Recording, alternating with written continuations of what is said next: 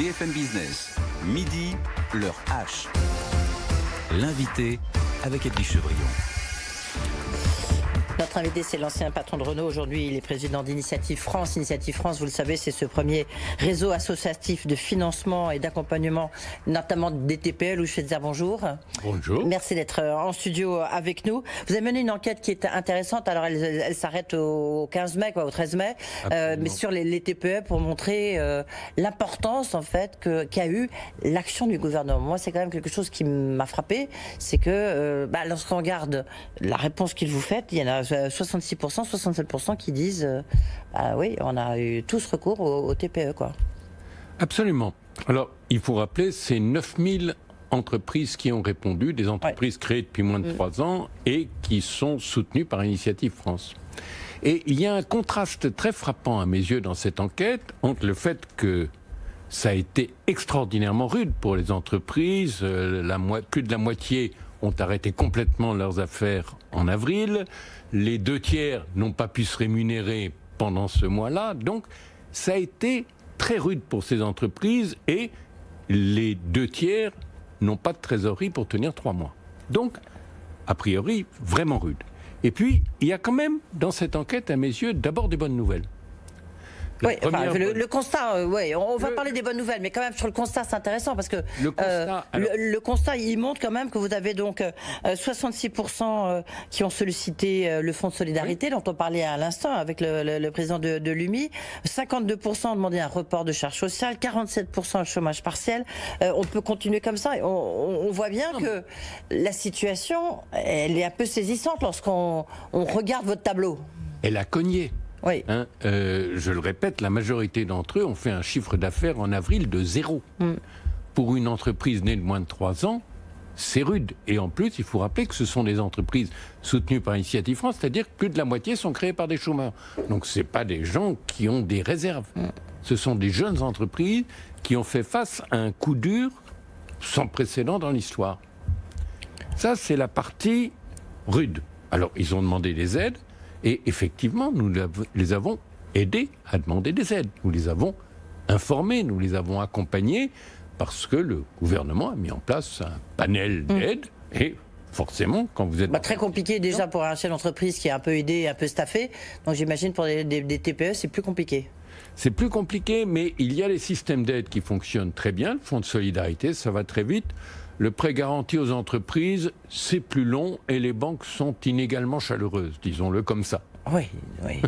Allez-y, développez le Schweitzer. C'est-à-dire, localement, au fond, ce qu'on a vu, c'est qu'il y avait des endroits où les banques, les agences, étaient très ouvertes à accorder rapidement les prêts, d'autres où ça ne se passait pas comme ça. Et ça ne dépend pas de la banque.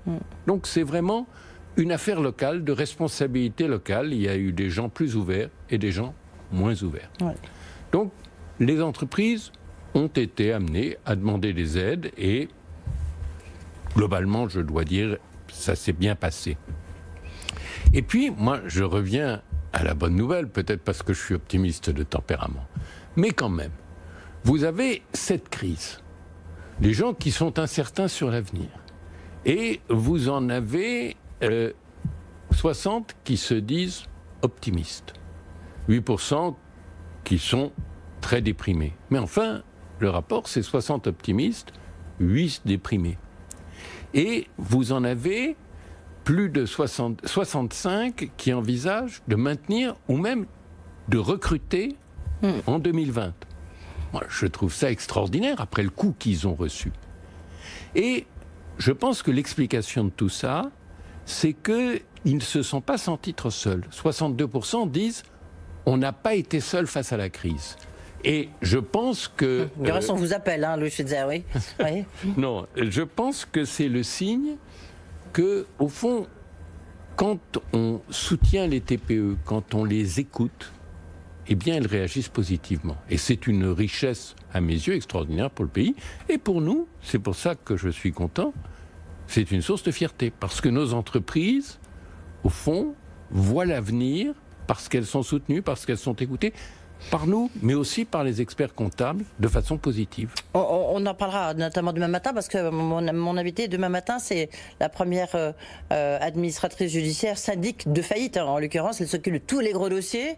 Et elle dit, c'est intéressant, Hélène Bourboulou, elle sera mon invitée demain matin à 8h15 dans la matinale. Elle dit, elle s'occupe de Prestalis, Vivarté-Lal, tout le secteur automobile, où c'est un peu une catastrophe. La question, c'est de dire qu'elle a les banques, ça dépend vraiment à qui vous vous adressez. C'est-à-dire que si vous êtes dans celui qui gère vos prêts, à la limite ça peut passer, mais si vous passez à ce qu'on appelle les affaires spéciales, là ça devient parce que leur job, à ceux qui travaillent dans ce département, c'est diminuer le risque. Donc là vous n'avez rien. Alors j'imagine que les TPE, il faut mieux connaître bien son banquier pour obtenir quelque chose. Il se trouve que vous savez, Initiative France, quand il accorde un prêt d'honneur, aussi fait l'intermédiaire, aide à obtenir un prêt bancaire. Et donc, nos entreprises ont une banque qui les soutient. Et je pense que c'est très important parce que beaucoup de TPE se lancent sans soutien bancaire au départ. Et donc, quand vous commencez par consommer vos ressources et puis qu'après vous allez voir la banque, là, la situation est difficile. Et il y a combien de faillites parmi le réseau que vous avez là, donc d'Initiative France? Alors, cette année, je ne peux pas vous dire. Je rappelle que parce que l'année n'est pas finie, bien sûr. Non, mais ce que vous observez dans les 2 derniers mois, à l'occasion de cette enquête, vous voyez. On n'en a pas vu beaucoup. Dans notre enquête, sur les gens qui ont répondu, il y a 8% qui disent soit je vais fermer, soit je vais vendre. 8%. Je rappelle que notre taux de pérennité à 3 ans normal est de 92%. Donc, on retrouve, c'est une petite proportion. Alors que on a plus de 20% des gens que nous soutenons qui sont dans l'hôtellerie-restauration, c'est-à-dire le secteur le plus touché par la crise. On a 30% qui sont dans le commerce. Pour les commerces alimentaires, ça va. Mais tout le reste, catastrophe. On a un soutien massif aux services à la personne, 11% de notre activité, et là aussi, tout arrêté. Donc, au fond, on soutient des TPE qui sont au cœur de la tempête. Est-ce que, de par vos anciennes fonctions, mais aussi de par vos rôles d'observateur que vous avez là, et d'acteur, est-ce qu'il faut s'attendre notamment à un peu une situation extrêmement difficile, tout ce qui est TPE, PME, sous-traitants dans des secteurs automobiles, aéronautiques, dans l'Hexagone, ce qui fait le tissu industriel français. On en parlera dans un instant avec Pascal Cagny, là aussi, où il y a des chiffres positifs, mais c'est vrai que là, il y a vraiment un peu de quoi de s'interroger. Nos entreprises, nous, sont rarement des sous-traitants de l'automobile. Pour l'automobile, ça dépendra beaucoup de la relation entre les entreprises et les sous-traitants. Je suis très frappé, par exemple, que dans le plan de redressement de Renault, j'en ai vu dans ma vie des plans de redressement, d'habitude, le premier contributeur, c'est toujours les fournisseurs, qui font la moitié ou les 2/3 des économies, ils font les 3/4 de la valeur ajoutée. Et là, dans le plan de redressement de Renault, vous voyez, tout vient de Renault lui-même. C'est-à-dire que Renault a parfaitement compris que ce n'est pas en cognant sur les sous-traitants qu'il va redresser l'entreprise et assurer l'avenir industriel de la France. Et je crois que c'est un signe important, parce que je le redis, c'est la première fois que je vois un plan de redressement où les premiers appelés ne sont pas les sous-traitants et les fournisseurs.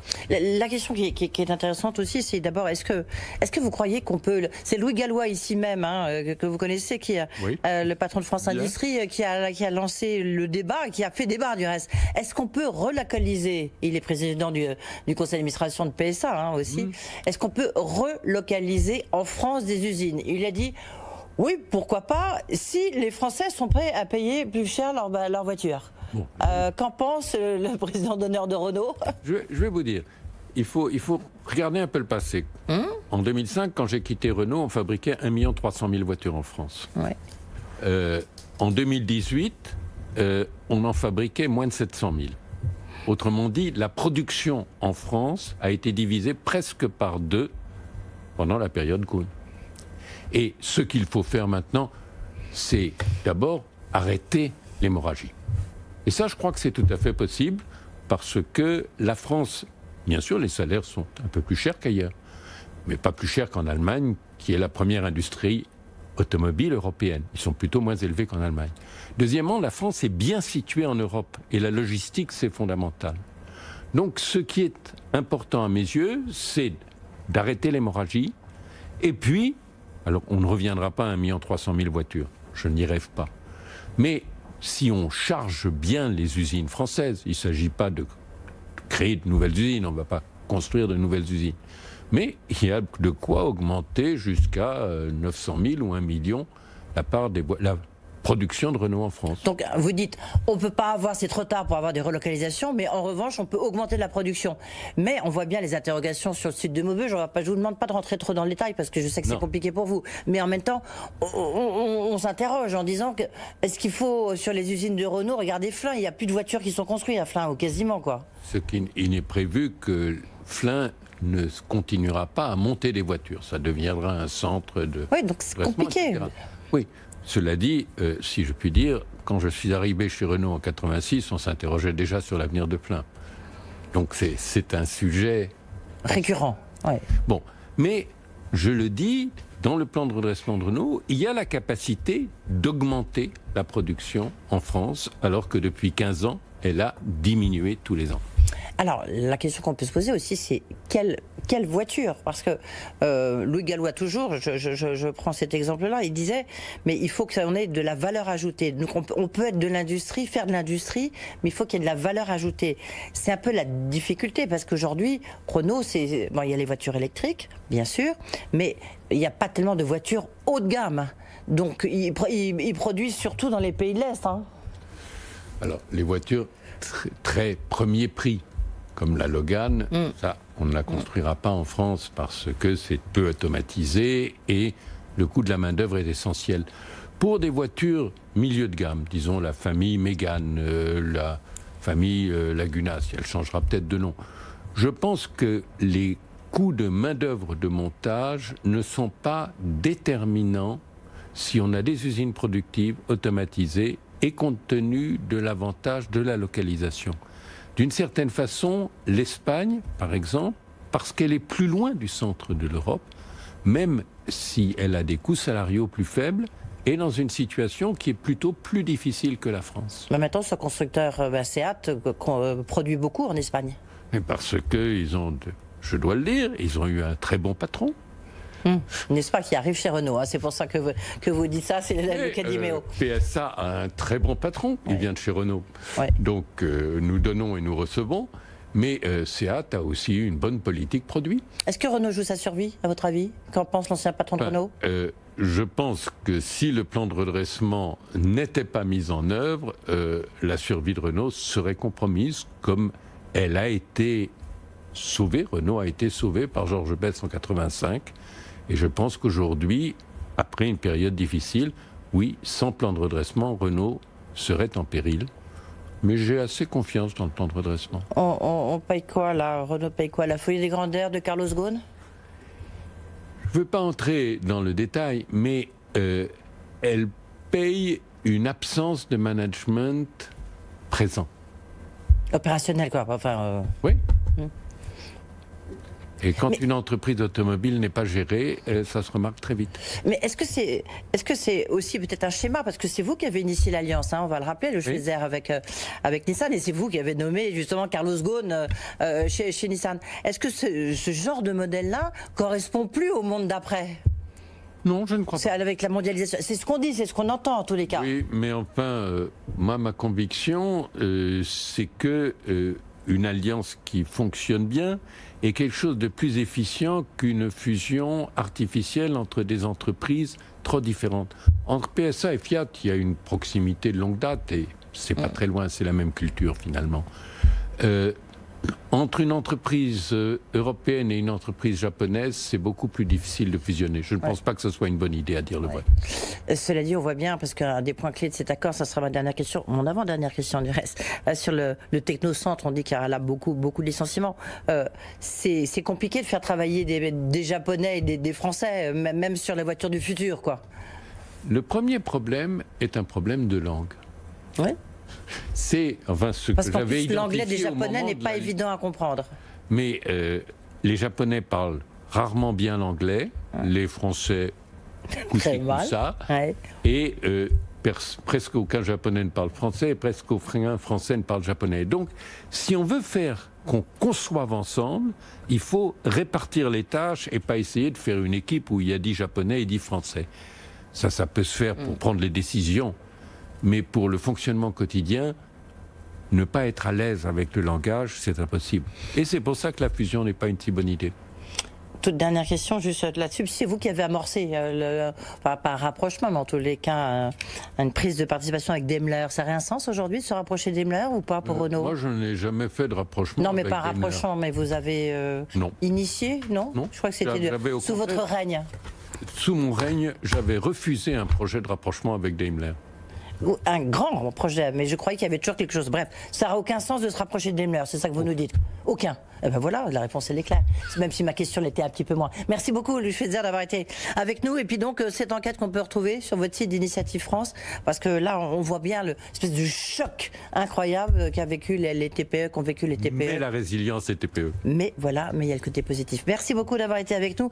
Si j'en reparle, c'est que dans un instant, on parle du bilan des investissements internationaux en France. 3e année record, c'était en 2019, avec Pascal Cagny, le président de Business France. Il nous dira un peu comment ça se passe aussi pour 2020. Tout de suite.